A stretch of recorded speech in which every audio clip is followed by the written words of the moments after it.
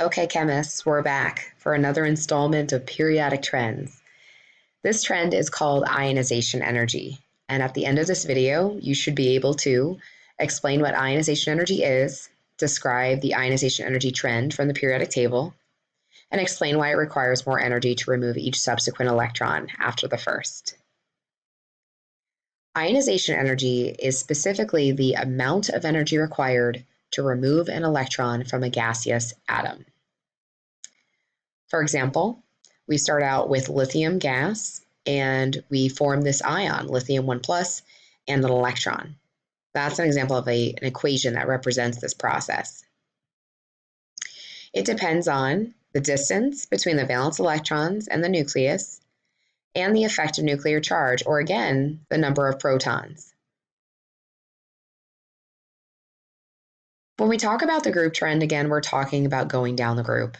So an abbreviation for ionization energy is I period, E period. And so ionization energy decreases down a group due to the valence electrons being held further from the nucleus. So for example, if you were to look at the Bohr model for lithium versus the Bohr model for cesium, if you were to look at these two models, you can clearly see the electron in cesium is much further away than a one in lithium. These two elements are in the exact same group, so they're right on top of each other. Lithium comes first, and as you go further down, then there's cesium. Since the electron in lithium is much closer, that means that there's more attraction. And if there's more attraction, it means it's going to be more difficult to remove the electron. So therefore, lithium requires more energy to remove the electron, or more ionization energy. Conversely, cesium, it's easier to remove the electron. There's less ionization energy required because the electron's further away. And if the electron is further away, it's a lot easier to remove it. The period trend for ionization energy is as you go across, you're going to see an increase in effective nuclear charge. And if I'm saying that, hopefully you're saying, well, that means you're going to have more attraction.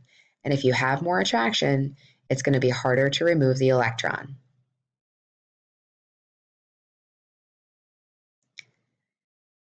Here's an example of a graph of ionization energies for the first 6 periods on the periodic table. As you kind of look at this, it might be helpful to look at some of the elements that you know that are, for example, in the same group or in the same period. So if you're focusing on this, if you kind of look at the different alkali metals, all the ones in green here, you can see the downward trends. And again, this is a trend. It requires less energy to remove the electrons as you go down the group. You can also see for the noble gases as well. However, elements in the same period, like hopefully you're noticing, for example, you've got lithium, beryllium, boron, carbon, oxygen, all of those, you can see that ionization energy will increase as you go across, right? Fluorine is furthest to the right, and then neon.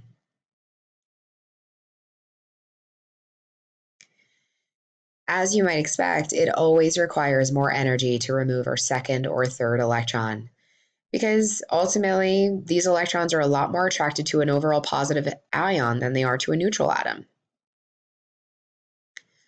If you see first IE, that's the energy required to remove the first electron, and that's the ionization energy we've been talking about up until this point. However, you see second ionization energy, this is the energy required to remove the second electron. If you see third IE, this is the energy required to remove the third electron. This is called successive ionization energy, where you remove one electron at a time. We would expect to see the first ionization energy require the least amount of energy, the second would be higher in energy, and the third would be even higher. Here's some data.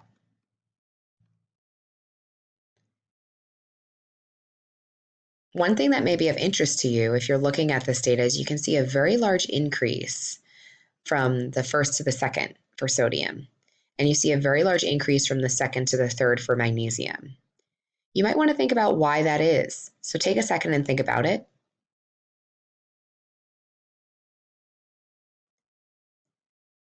Well, if you guess that there is a very large increase because we see these elements are isoelectronic with a noble gas, that's awesome. but also it comes down to distance. So what's happening is as you remove these valence electrons, you're now ultimately going to be left with what we call the core electrons, or the ones inside the atom, everything except the valence shell. And so when that happens, remember those core electrons are closer to the nucleus. And if they're closer to the nucleus, it's going to require more energy to remove them. So let's talk about ionization energy in terms of a summary, just like we did for size. So the cool thing about this is you actually just have to use the upside down snowman. The regular snowman won't work here. So that's why we start with the kind of, it's like a snowman doing a handstand, I guess, where we have the bigger top and a smaller bottom. And then as we go across, we'll see that we start out small and then end up big. Hopefully this video helped you understand what ionization energy is and the trend for explaining what ionization energy does on the periodic table. Thank you so much for watching.